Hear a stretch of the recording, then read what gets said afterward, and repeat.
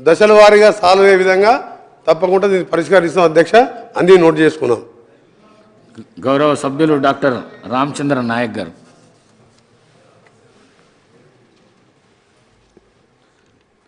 అధ్యక్ష, మొదటగా సేవాలాల్ సంత్ మహారాజ్ గురు సేవాలాల్ గారి జయంతి ఉత్సవాలకు ఆప్షనల్ హాలిడే ప్రకటించిన ప్రభుత్వానికి, ముఖ్యమంత్రుల వారికి అందరికీ ధన్యవాదాలు తెలియజేస్తూ, అదేవిధంగా గత ప్రభుత్వం ఇచ్చిన దానికంటే నిధులు రెండింతలా కేటాయించి గిరిజన జాతికి గౌరవించినందుకు రాష్ట్ర ప్రభుత్వానికి ధన్యవాదాలు తెలియజేస్తూ, డోర్నకల్ గిరిజన జనాభా అత్యధికంగా ఉన్న నియోజకవర్గం, అన్ని రంగాల్లో వెనుకబాటుకు కారణమైంది గత ప్రభుత్వం. ముఖ్యంగా ఇప్పటి వరకు నియోజకవర్గంలో గవర్నమెంట్ జూనియర్ కాలేజ్ కానీ డిగ్రీ కాలేజ్ కానీ లేదు అధ్యక్ష. ఎలాంటి ఐటీఐ కానీ పాలిటెక్నిక్ కానీ పారామెడికల్ నర్సింగ్ స్కిల్ అంటే డెవలప్మెంట్ ఎలాంటి విద్యా సంస్థలు అక్కడ నెలకొల్పలేదు. అదేవిధంగా మా నియోజకవర్గం నుండి 60 dBm 40 dBm 2 కాలువలు పోతున్నా కానీ గతంలో కాంగ్రెస్ హయాంలో తవ్వించిన కాలువలు తప్ప పూడికలతో కంప చెట్లతో మొత్తం నిండి ఉన్నది. గత 10 సంవత్సరాల్లో ఎక్కడ దాన్ని పట్టించుకున్న పరిస్థితి అక్కడ లేదు అధ్యక్ష. మరి కాలువల నుండి కూడా చెరువులు నింపలేని పరిస్థితిలో ఇరిగేషన్ శాఖ వారు ఇబ్బంది పడుతున్న పరిస్థితి అక్కడ కనబడతా ఉన్నది. అదేవిధంగా వ్యవసాయం, అక్కడ మిర్చి అత్యధికంగా పండించే ఏరియా. అదేవిధంగా మిర్చి అక్కడ పండే మహబూబాద్ డోర్నకల్లో పండే మిర్చికి ప్రపంచంలోనే మంచి గుర్తింపు, తేజ మిర్చికి మంచి గుర్తింపు ఉంది. దాంట్లో నుంచి క్యాన్సర్ సంబంధించిన ఎక్స్ట్రాక్ట్స్ కూడా తీస్తారు అధ్యక్ష. మరి ఆ మిర్చి రైతులు ఒకే నెలలో 28 మంది రైతులు, గిరిజన రైతులు ముఖ్యంగా ఆత్మహత్యలు చేసుకున్నారు అధ్యక్ష. మరి ఆ మిర్చి కల్తీ విత్తనాలు కారణం. అదేవిధంగా మరి పండించిన పంటనే ఫ్రీక్వెంట్గా పండించడం వల్ల భూసారం తగ్గిపోవడం. మరి మిర్చి రైతులు గత 10 సంవత్సరాలుగా మరి నష్టపోతున్న పరిస్థితి అక్కడ కనబడతా ఉంది అధ్యక్ష. కాబట్టి అలా రైతులను ఆదుకునే విధంగా సోదరులు చెప్పినట్టు మాకు మిర్చి బోర్డు కూడా మా ఏరియాలో కొంత ఏమైనా ఆలోచిస్తే రైతులను ఆదుకునే ఒక పరిస్థితి ఉంటుంది. అదేవిధంగా అక్కడ 3 ప్రధాన వాగులు, ఆకేరు, మున్నేరు, పాలేరు. ఆ 3 వాగుల్లో గత నాయకుడు ఇసుక దోపిడీ చేసి చెక్ డ్యాంలన్నీ తెగిపోయే విధంగా మరి అక్కడ 3 ఆనకట్టలు 6 చెక్ డ్యాములు కూడా మొత్తం గత సంవత్సరం వచ్చిన వరదలతో మరి తెగిపోయి మొత్తం ఫ్లాంక్స్ అన్ని తెగిపోయి మరి ఇప్పుడు ఈరోజు వాగులలో నీరు లేకుండా ఉన్న పరిస్థితి ఉంది అధ్యక్ష.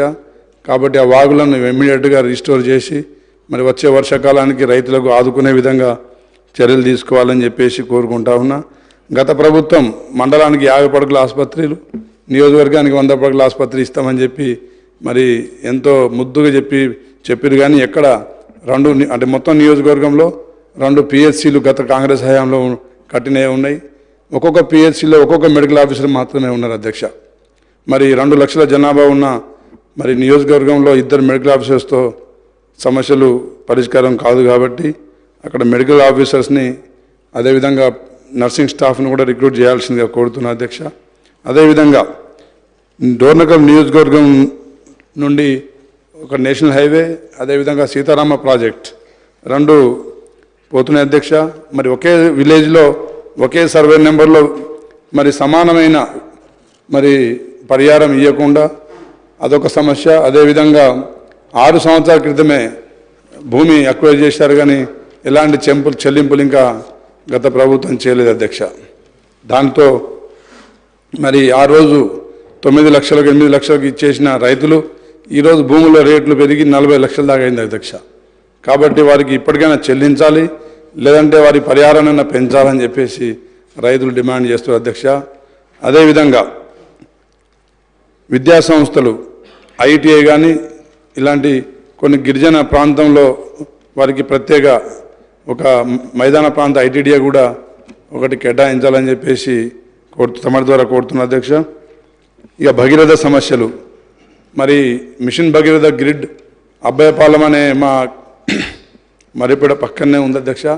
పాలేరు నుండి అక్కడికి జలాలు తెచ్చి అక్కడి నుండి 16 మండలాలకు అక్కడ నుంచి నీటి సరఫరా చేసే విధంగా ప్లానింగ్ చేయడం జరిగింది.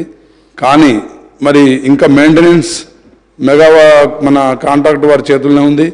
మరి 4-5 సంవత్సరాలకి మొత్తం లీకేజీల అధ్యక్ష.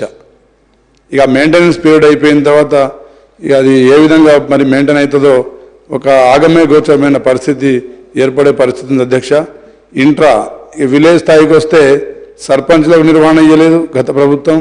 దానికి ప్రత్యేక అధికారి కూడా ఎవరు లేకుండా మరి గ్రామాల్లో తండాల్లో మరి డెలివరీ ప్రాబ్లం కూడా ఉంది అధ్యక్ష. అదేవిధంగా మున్సిపాలిటీలు డోర్నకల్ మరిపెడ 2 మున్సిపాలిటీలకు నూతనంగా ఏర్పడ్డాయి అధ్యక్ష. ఆ 2 మున్సిపాలిటీలలో మరి సర్వే నెంబర్ 465 దాదాపు ఒక 4,000 ఇండ్లు ఉన్నాయి అధ్యక్ష. ఆ ఇండ్లకు హౌస్ నెంబర్ ఇవ్వకపోవడం వల్ల మరి వారికి నల్లాలు కనెక్షన్స్ ఇవ్వక వారి నీటి సరఫరా కూడా ప్రాబ్లం అవుతుంది అధ్యక్ష. మరి అదేవిధంగా మున్సిపాలిటీలలో అత్యధికంగా ట్యాక్స్ వసూలు చేస్తున్నారనే ఒక మరి అపవాదు కూడా ఉన్నది అధ్యక్ష. మరి సమానంగా తగ్గించి సమానంగా అందరినీ తండాలు కూడా కొన్ని మున్సిపాలిటీలు కలిసినాయి అధ్యక్ష. వారు ఇబ్బంది పడే పరిస్థితి ఉంది కాబట్టి దాని మీద కొంత శ్రద్ధ చూపించాలని చెప్పేసి కోరుతున్నాను అధ్యక్ష. అదేవిధంగా గతంలో పెద్దలు కడియం శ్రీహరి గారు ముఖ్యమంత్రి గారేమో కోర మీసాలు ప్రకటించారు. అదేవిధంగా కురువు దేవస్థానానికి నిధులు కేటాయించడం జరిగింది. కానీ నిధులు ఏమి రాలేదు. కోర మీసాలు మాత్రం మా కడియం శ్రీహరి గారు పెద్దలు వచ్చి మరి ఇచ్చిరు. ఆ కోర మీసాలు కూడా ఇప్పుడు లేవు అధ్యక్ష. అవి నాణ్యమైన పోయినాయి. అదేవిధంగా మా గత ప్రభుత్వంలో యువ నాయకులు మరి కందుకొండ జాతర మరి ఒకసారి సందర్శించి దాన్ని పర్యాటక కేంద్రంగా మారుస్తా దానికి నిధులు కేటాయిస్తా అని చెప్పారు. కానీ 10 సంవత్సరాలు మళ్ళీ కందికొండను పట్టించుకున్న దాఖలాలు లేవు అధ్యక్ష. కాబట్టి కురువి వీరభద్రుడు మరి అది మన తెలంగాణలోనే మరి పెద్ద అంటే వేములవాడ తర్వాత వీరభద్రుడి ఆలయం పెద్ద ప్రసిద్ధిగాంచింది. కందికొండ జాతర కూడా మంచి టూరిజం ప్లేస్గా మార్చవచ్చు అధ్యక్ష. వాటికి కూడా ప్రత్యేక నిధులు కేటాయించాలని చెప్పేసి కోరుకుంటా ఉన్నా. అదేవిధంగా మరిపేడ ఇంకా చేయాలన్నా ఇంకా చేయాలి, చాలా చేయాలి. కురివి ఈ 30 సంవత్సరాలకు ఒకే నాయకుడు అక్కడ తిష్ట వేసి మొత్తం నిధులను కొల్లగొట్టిండు సార్. అది వేరే సంగతి. దాన్ని ఇంకా అభివృద్ధి చేయాలి. ప్రభుత్వం కూడా దాని మీద కొంచెం చొరవ చూపాలి. అదేవిధంగా గతంలో మండలాలు ఏర్పడక ముందు మరిపేడ అనేది తాలూకా ప్రసిద్ధిగాంచిన తాలూకా. అలాంటి తాలూకాను ఒక రెవెన్యూ డివిజన్గా మార్చి మరి మేము తొర్రూరుకి వెళ్ళాల్సి వస్తుంది, లేదంటే మహబూబాద్కి వెళ్ళాల్సి వస్తుంది. కాబట్టి తప్పకుండా మరిపేడను మళ్ళీ రెవెన్యూ డివిజన్గా ప్రకటించి అక్కడ ఒక మున్సిపల్ కోర్టు కూడా శాంక్షన్ అయింది అధ్యక్ష. దానికి భూమి కూడా కేటాయించడం జరిగింది. కానీ కేవలం స్టాఫ్ లేక మరి కోర్టు ఇంకా స్టార్ట్ కాని పరిస్థితి ఉంది. కాబట్టి మున్సిపల్ కోర్టు కూడా ఇమ్మీడియట్గా స్టాఫ్ను కేటాయించి నిర్వహించే విధంగా. అదేవిధంగా అధ్యక్ష అక్కడ రైతులు పండించే పంట వరి మిర్చి తప్ప వేరే పంటలు వేసుకునే పరిస్థితి లేదు అధ్యక్ష.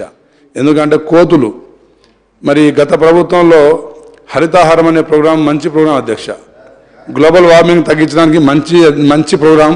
కానీ చెట్లు మాత్రం మంచి నాణ్యమైన చెట్లు నాటకుండా అది కలప పనికి రాదు, ఆకులు పనికి రాదు, అది దేనికి పనికి రాదు అధ్యక్ష. అలాంటి చెట్లు వేయడం వల్ల కోతులకు మరి ఆశ్రయం దొరకక మొత్తం కిరాణా షాపుల్లో ఉన్న ప్యాకెట్లు ఎత్తుకుపోతున్నాయి అధ్యక్ష, టీఆర్ఎస్ వాడు ఎత్తుకుపోయినట్టు. అదేవిధంగా మరి పంటలు కూడా మొత్తం కూరగాయలు తినేస్తున్నాయి. అది పంట నాశనం చేస్తుంది. కాబట్టి కోతులకు క్యాస్ట్రేషన్ సెంటర్ కానీ లేదంటే పళ్ళ చెట్లు నాటడం అనే కార్యక్రమాన్ని కానీ తీసుకోవాలి ప్రభుత్వం పరంగా అని చెప్పి తెలియజేస్తున్న అధ్యక్ష. లాస్ట్కు సర్వశిక్ష అభియాన్ ఉద్యోగస్తులు ఫీల్డ్ అసిస్టెంట్లు మరి గత 18-20 సంవత్సరాల నుండి మరి ఉద్యోగం చేస్తున్నారు, కాంట్రాక్ట్ ఉద్యోగం చేస్తూ ఉన్నారు. అయితే అధ్యక్ష మరి వారి కాంట్రాక్ట్ ఉద్యోగస్తులను రెగ్యులరైజ్ చేసి వాళ్ళ వయో పరిమితి కూడా అయిపోయింది అధ్యక్ష. వాళ్ళు 20 సంవత్సరాలు సర్వీస్ చేసినాక కాంపిటేటివ్ ఎగ్జామ్స్కి వాళ్ళు సూట్ గారు. కాబట్టి వారిని రెగ్యులరైజ్ చేసే విధంగా వాళ్ళ వేతనాలు పెంచే విధంగా ఒక చర్యలు తీసుకోవాలి అధ్యక్ష. చివరికి ఒకటే అధ్యక్ష,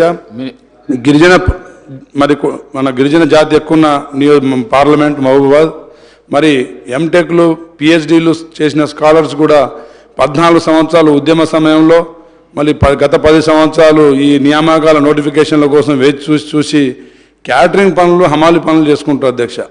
కాబట్టి ఆ ప్రాంతంలో ఏదైనా ఒక ఐటీ హబ్ కానీ లేదంటే ఏదన్నా బయ్యారం ఉక్కు పరిశ్రమ కానీ అలాంటి ఏదైనా నెలకొల్పే చర్యలు కూడా తీసుకోవాలని చెప్పేసి తెలియజేస్తున్న అధ్యక్ష.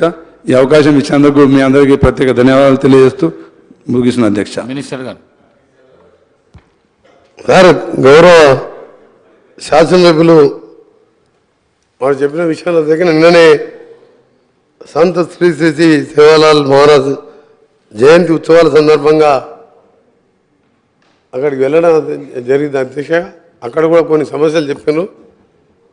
దానికి సంబంధించి గతంలో ₹1 కోటి అనౌన్స్ చేస్తే ఇంకా కావాలంటే మా గౌరవ ముఖ్యమంత్రి గారు ఇంకో మళ్ళా అదనంగా ₹1 కోటి మంజూరు చేయడమే కాదు, సంత్ సేవాలాల్ ఆయన ఒక బంజారాల పాలిట ఆరాధ్య దైవమైన ఆయన పేరు మీద ఒక గుడి కట్టాలని కూడా నిర్ణయించుకున్నాం. అది ఎక్కడ కట్టాలి అని చెప్పి ఆలోచిస్తున్నాం. ఆయన చేసిన కార్యక్రమాలు అందరూ కూడా తెలుసు. ఆయన ఆ రోజులలో బంజారాలని మంచి మార్గంలో నడిపించడం, అన్ని విషయాల్లో వాళ్ళకు అండగా ఉండి ఈరోజు బంజారాజ్ ప్రాంతంలో కూడా లంబాడాలు ఉంటే దాన్ని బంజారాజ్ పిలుస్తున్నాం అంటే ఆయన ఆ రోజుల్లో చేసింది. తప్పకుండా వారితో పాటు ఆ ప్రాంతంలో ఎక్కువ లంబాడాలు ఉండే ఆ ప్రాంతంలో వారు చెప్పిన సమస్యలు 1 కాదు 2 కాదు 3 కాదు అధ్యక్ష, 10-15 సమస్యలు చెప్పిండు. ఐటీఐకి సంబంధించిన సమస్యలు చెప్పిండు. దాని మీద మేము మా ప్రభుత్వం ప్రతి కాన్స్టిట్యున్సీ హెడ్ క్వార్టర్లో 10,000 మందికి స్కిల్ డెవలప్మెంట్ సెంటర్లు పెట్టాలని చెప్పి దాదాపు ఇప్పటికే 10 సెంటర్లు మహబూబ్ నగర్లో కానీ, జడ్చర్లో కానీ, నల్గొండ కానీ, మంత్రి కానీ 10 కోట్లతోని స్కిల్ డెవలప్మెంట్ సెట్ చేసి అక్కడ ఉన్న అన్ఎంప్లాయ్మెంట్ యూత్కి అన్ని రంగాల్లో ట్రైనింగ్ ఇచ్చే విధంగా 10 సెంటర్లు శాంక్షన్ చేసుకున్నాం. టెండర్లు పిలవడం జరిగింది. దాన్ని మా R&B శాఖ ద్వారానే చేస్తున్నాం. దాంతోపాటు వారు చెప్పిన సీతారామ ప్రాజెక్టు సంబంధించిన రోడ్డు విషయంలో కానీ మిగతా విషయంలో కూడా అన్ని నోట్ చేసుకున్నాం అధ్యక్ష. తప్పకుండా మీ అందరితో మీటింగ్ పెట్టి అసెంబ్లీ సెషన్ తర్వాత గత ప్రభుత్వం చేసిన 40-50 వేల కోట్ల అప్పులు, బకాయిలు, వడ్డీలు, కాంట్రాక్టర్లు బిల్లులు పెండింగ్ ఉన్నాయి. అవన్నీ ఒకవైపు తీర్పుకుంటూ ఇవన్నీ కూడా వచ్చే 5 సంవత్సరాల కాలంలో మా 6 గ్యారంటీలే కదా అధ్యక్ష. ఇప్పుడు సమస్యలు చూస్తే చాలా ఉన్నాయి కాబట్టి తప్పకుండా ఆర్థిక క్రమశిక్షణతో సమస్యలన్నీ కూడా పరిష్కరించడం చేస్తామని చెప్పి గౌరవ సభ్యులకు చెప్తున్నాం అధ్యక్ష. మళ్ళీ ఒకటే విషయాన్ని రిక్వెస్ట్ చేస్తున్నా, గౌరవ శాసనసభ